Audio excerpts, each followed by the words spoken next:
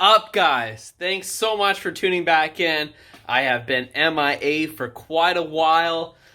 I've been really busy. Just been taking care of all the projects that I had loose ends on.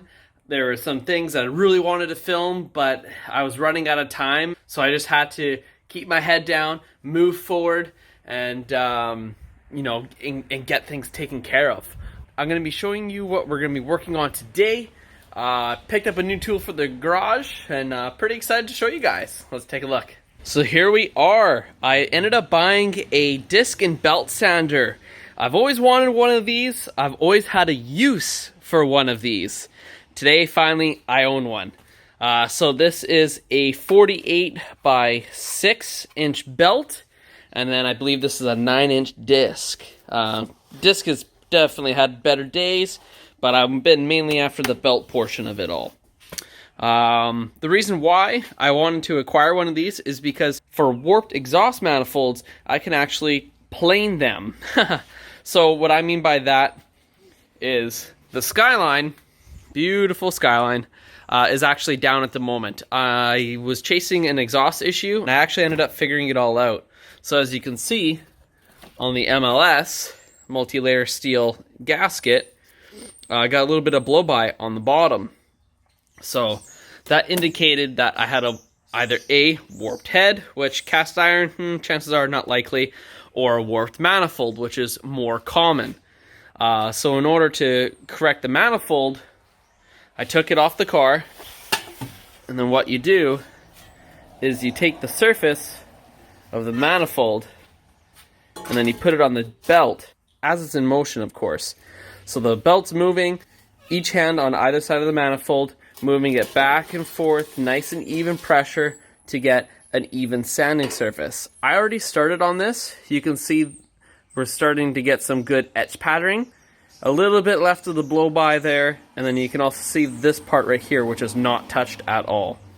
This manifold actually ended up cracking a factory weld from the turbo kit, so this is just super ugly and disgusting, but it's at least patched for now. I still have a lot of cleanup to do on this. This is not a professional weld by any means, guys. Do not judge me on that. I'm just a backyard guy, what can I say? That will, of course, get tended to and make a lot look better. I'm even thinking about doing an exhaust heat wrap on this also. More of the Skyline. Because now it's going to be coming to the winter, car show season's kind of done. I'm just doing a bunch of maintenance on it, little tedious stuff. I had a wastegate that actually fouled on me. I was trying to figure it all out. I'm completely new to the whole external wastegate setup. So I ended up just buying a brand new one. It wasn't too much money. It was actually really cheap.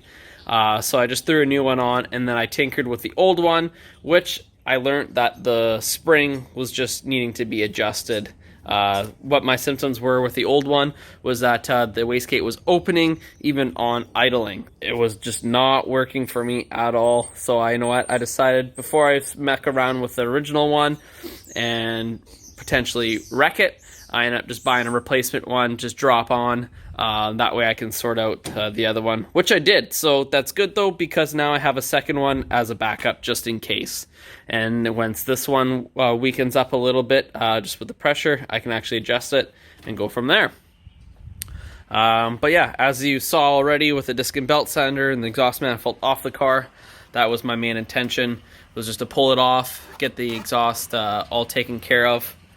Like I said, also this one runner cracked, so I just had to take care of that quickly, just a quick solution. Huge shout out to Sounds Good Audio in Burnaby, and then also Audioson for hooking me up with this beautiful, beautiful subwoofer system that they gave me for my R34 back when I went to Driven in Vancouver. So I got the sub in the back of the trunk here, all set up, nice and tucked, right against the bulkhead of the rear there, where my battery is.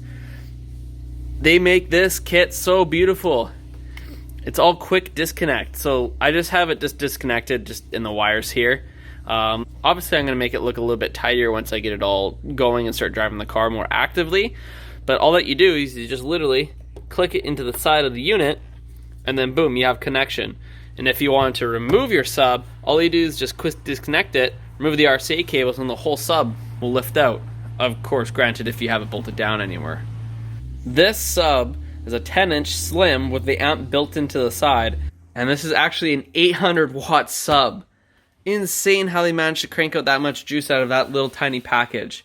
So thank you so much, guys. The R34 is going to be a lot more enjoyable with this sound. I've already tested it out, and yeah, it's a huge difference already. Thank you. More maintenance on the R34, like I said.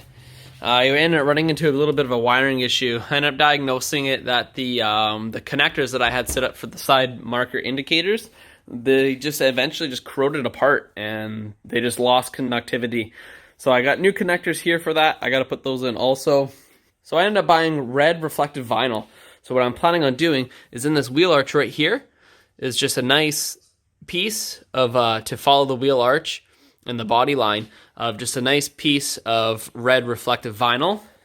And then same with the front, right here, a nice piece of reflective orange vinyl for an amber marker light.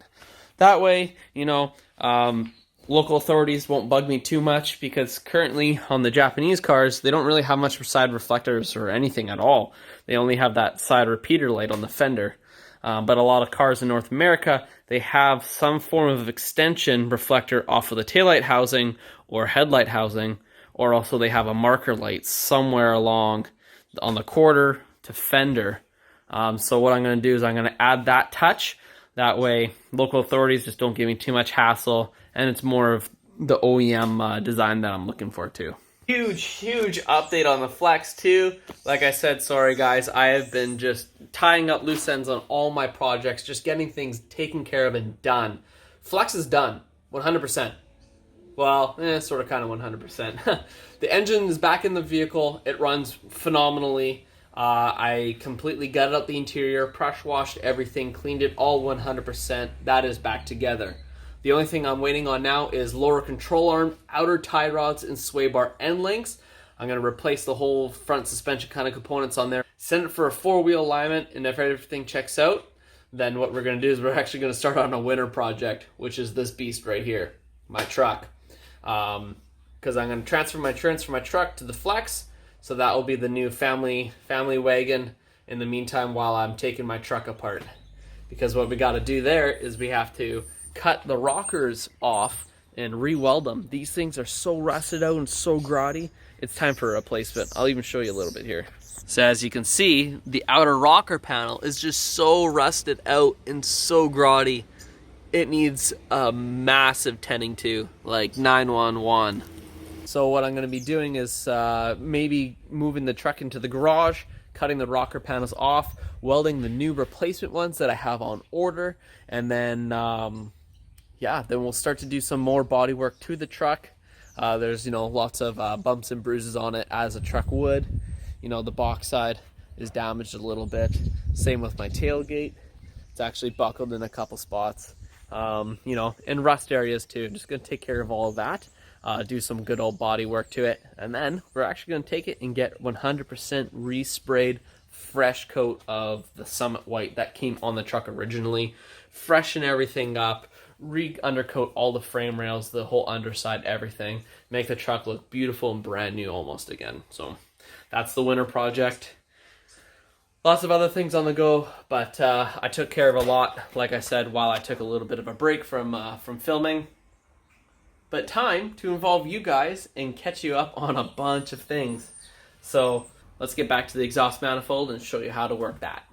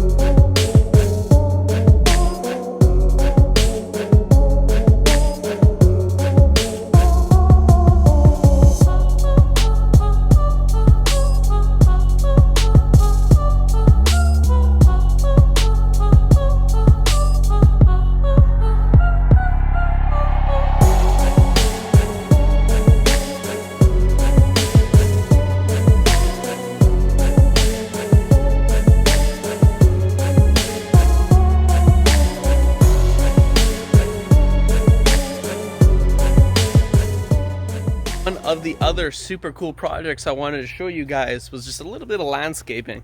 I don't know if many guys want to even see this, but I'm going to show you anyhow. I'm pretty proud of it, actually. I ended up ordering 3 yards worth of 3/4 crush clear gravel, and ended up just getting some treated wood and then just putting into the ground. These are 2x6s. I ended up digging into the ground and just laying some nice 3/4 crushed gravel. You know, if you have to, a little extra spot to park on, and then also makes a nice decent walkway for the cruddy weather seasons instead of walking on the mud and grass and all that stuff. I did the exact same on the other side too. As you can see, I'm actually parking on this one. But yeah, same thing, treated 2x6s into the ground as like a retaining wall so the rocks just don't splash over into the grass while I'm cutting it. But yeah, it's really nice, gives it a good look, and it tidies everything up, cleans it all up, and looks great. Okay guys, so I'll show you what we're looking at. So it looks like for the most part it cleaned up really well. Still have a little bit on the end there. Seems a little high in the center, so it looks like we still got a little bit going on over here. Just a little bit more to go on this, and then we can throw it back on the car. And then hopefully roll it out of the garage for a quick little drive today. Holy cow, guys. I was not expecting at all to get the exhaust manifold on the car today, especially bolt it all up. Fired it up, got a little bit warm, changed the oil. It was due. I made sure that everything was good. No more leaks or anything. From what I can tell, just idling, it seems to be okay. But what I'm going to do is I'm going to move it out of my garage, and I'm going to get it all washed up, because last time I drove it in the rain and I didn't even clean it afterwards. I just put it back in the garage all filthy. So let's pull it out while it's a decent day and get it all washed up and check out a couple things on it. Now we just got to go lower the quick jacks quickly. So that is pretty simple. You plug in the power unit. This is really hard to do with one hand. Hold on a sec. Power unit plugged in. Okay, now we'll grab our little remote control, little up or down. Quick jacks makes it so easy. I love this stuff. Okay, so we go up because we want those lockout bars to have all the pressure taken off. Then we go underneath and just go on each side and lift up that bar. These are the security bars, so if it loses pressure, it won't fall on you. Just make sure that everything is out of the way. All the hoses are not going to get pinched by anything. Then what we do, move our control unit. Sorry guys, it's probably like the Blair Witch Project on me right now, moving around like crazy. And then yeah, we just click the down. And all is well, car should lower. Just like that. There we go. All right, so let's fire it up. Move it out of the garage.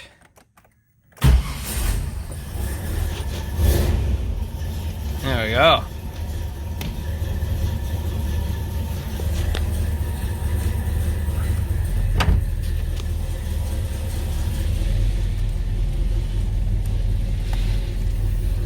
Probably move it out my far. Just let it idle for a little bit, see how it reacts. Huge update too, guys. For as little as this piece is, it's a big deal. I finally have that on order. That was 80 bucks on its own. I cannot believe it, but I ordered it. It's on its way. Thankfully, the door will look complete. Once that comes in though, I'm gonna actually probably change this to the black suede to match the headliner and all that stuff too, but we'll one project at a time, guys. Something about an R34 Skyline sedan with a GTR body kit with nowhere near a GTR engine sounds just and looks so cool. Man, this thing is a beast. Had a lot of fun building it. It's been a awesome project for sure. So I'll show you guys one thing here. Go Clean's heavy duty spot cleaner, I love it. I personally use it a lot on the R34, especially because the rear end with the exhaust, it spits back so much oil. There's oil spots all over the back of the car, covered. So this actually heavy duty spot cleaner, it removes it really well. It does a great job at it. It doesn't harm my paint because there's no chemicals in it. Shout out to Go Clean. I personally purchased this product. They're not a sponsor of the show or anything like that. I personally spent my money on these products. So thank you to Go Clean for being a Canadian made, no crappy chemicals that's in your products that's going to destroy my car, because on the R34 I want to use good products. So that's awesome. You guys made a good product, and I will be continuing to buy these products. So here, I'll show you what I mean. So you literally just spray it on the car. No real rhyme or reason. Like, this stuff not necessarily just great for like oil, it's good for anything. Like, it works with bird crap or any weird road tar or any weird debris that's put on your car. Like, this really helps it get rid of it. You know, there's a lot of time, you know, they re-tar some cracks in the road and there's spit up on your body. Well, this stuff will actually get rid of it really well. And there's no harsh chemicals in it, so it won't destroy your paint or anything. So yeah, this stuff I really do recommend. If you got a nice car, you want to keep it nice, really good. Man, I love foam cannons.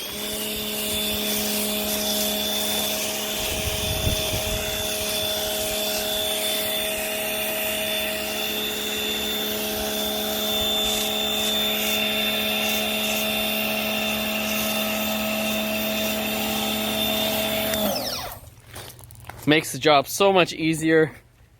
Man, oh man.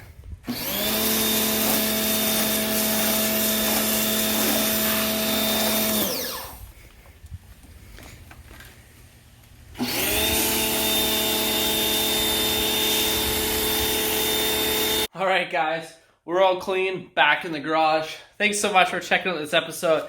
Again, sorry I've been gone for so long, but like I said, I had a lot of projects on the go. I just had to stop, get to them, and then I can pick up the extracurriculars. I'm not too sure what the next episode is going to look like, but definitely check back, click that notification bell, and subscribe to the channel. That way you know when I post new videos. Thanks for watching. Have a good one.